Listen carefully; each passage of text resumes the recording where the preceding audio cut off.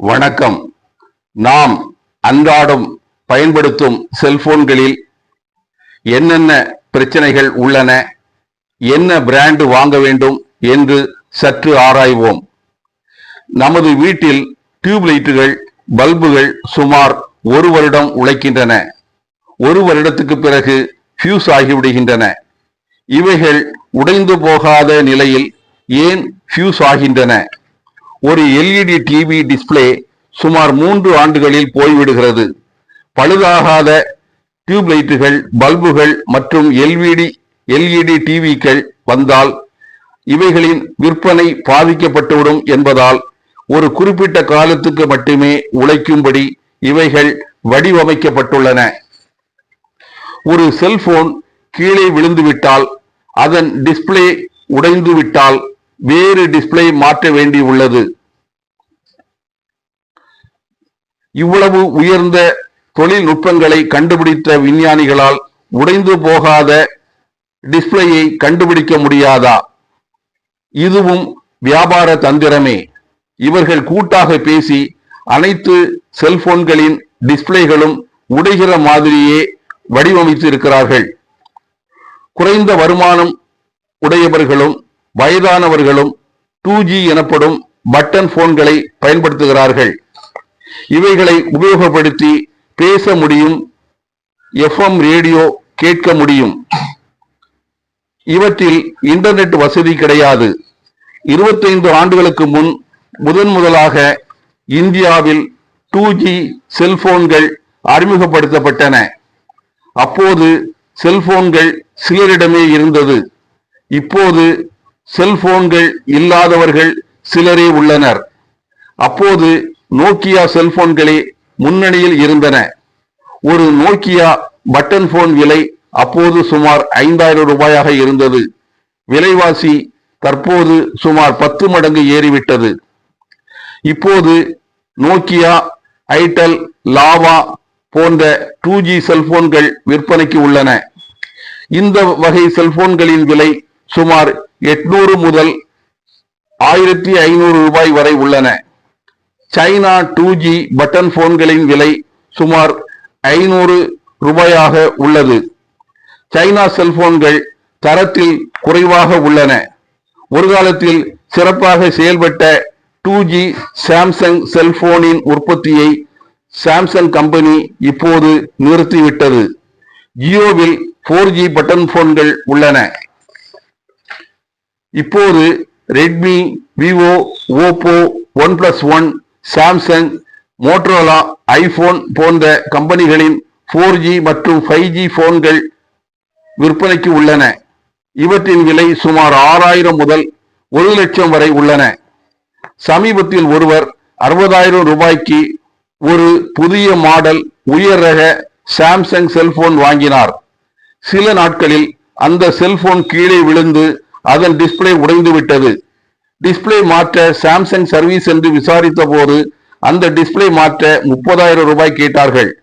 அதுவும் அந்த டிஸ்பிளே கையில் ஸ்டாக் இல்லை, அது வர 1 வாரமாகும் என்று சொன்னார்கள். அந்த செல்போனுக்கு லோக்கல் டிஸ்பிளே கிடைக்கவில்லை.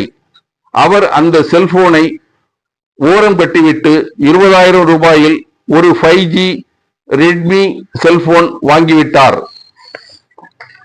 பொதுவாக எல்லா செல்போன் கம்பெனிகளின் சர்வீஸ் சென்டர்களில் ஒரிஜினல் டிஸ்பிளே மாற்றுவதற்கு செல்போன் விலையின் பாதியை கேட்கிறார்கள்.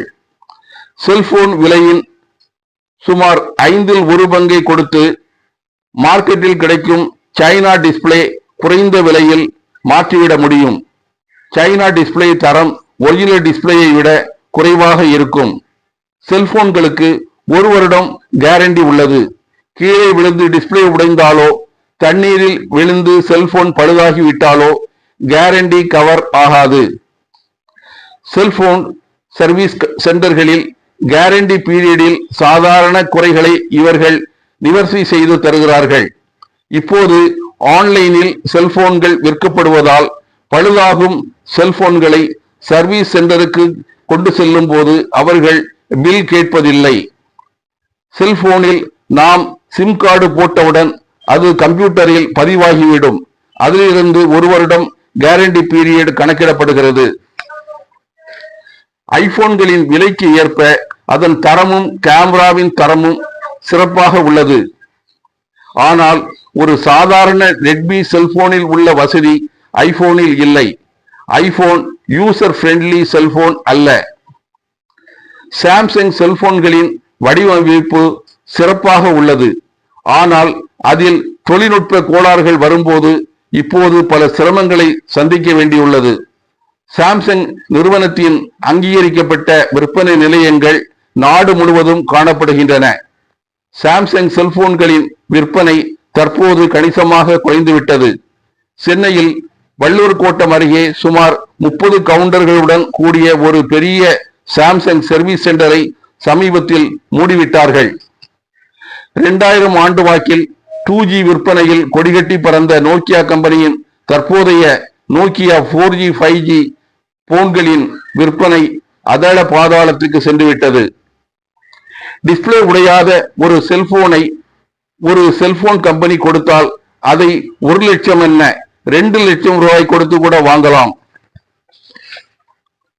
ஒரு செல்போன் விற்பனை நிலையத்திற்கு செல்போன் வாங்க சென்றால் வாடிக்கையாளர்களுக்கு குறைந்த விலையில் நல்ல செல்போன்கள் எப்படி கொடுப்பது என்று விற்பனையாளர்கள் பார்ப்பதில்லை.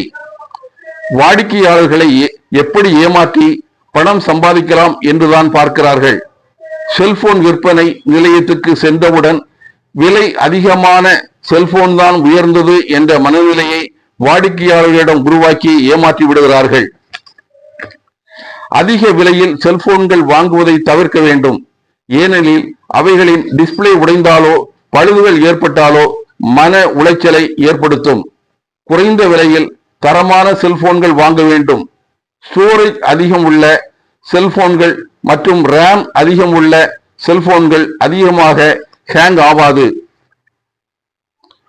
இன்றைய காலகட்டத்தில் மற்ற செல்போன்களை விட ரெட்மி 4G மற்றும் 5G செல்போன்கள் விலை குறைவாகவும் தரமாகவும் உள்ளன.